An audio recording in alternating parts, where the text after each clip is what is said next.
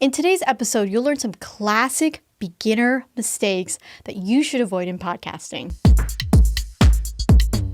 Welcome to Podcasting Q&A, where you learn the best tips and strategies to launch, grow, and monetize your podcast.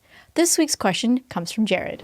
Hi, this is Jared Hocking, host of the All Things Connected podcast. I love your show and find it very useful. Thank you for all that you're doing. I was wondering if there are any things we should avoid on our podcast that you find really annoying or bad practice that you've noticed about other podcasts as we're trying to grow our audience. Thank you very much. Thanks for your question, Jared. Now, I know that I have made my fair share of mistakes and have learned from them. Now, that being said, there are some basics that all podcasters should know when they're starting their podcast. So let's take a look at some classic beginner mistakes that you should avoid in your show. Mistake number one is bad audio quality. Now, it doesn't matter how good your content is. If you have bad audio quality, it's going to turn off new and existing listeners. It sounds like you have a pretty good mic, Jared. But just as a review, it's always a good idea to have proper mic technique, be in a quiet space, and wear headphones or Apple earbuds so that it reduces the echo, which in turn gives you the best audio quality that you can get. For your guests, they may not be as tech savvy as you are, so you'll want to come up with a plan on how you're going to coach them to get the best audio quality possible.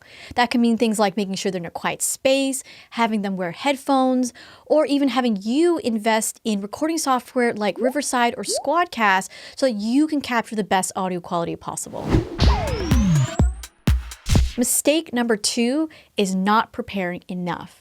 Your audience's time is valuable, so you want to make sure that you do enough preparation so that when it comes time to press the record button, you know what you want to say. Your listeners are deciding between whether or not to listen to your show or another one. So the more prepared that you are, the more that you're going to build that trust with your audience so that they know what to expect every time they tune into your show. Mistake number three is not having a call to action. A call to action is simply a next step that you want your audience to take, whether that's leaving a review, sharing your episode, or even heading to your website. So having a clear call to action either at the beginning or the end of your show is going to help your audience know what to do next. But if you don't have a call to action, your audience won't know what to do, so they won't do anything. Mistake number four is not having a marketing plan. You took the time to create an amazing show, but if nobody knows about it, who's going to listen? So some examples of marketing your podcast can include making sure that you're listed in all the major directories so your audience isn't limited to just one. It could also mean finding great guests and creating social media images so that they can share the episode for you.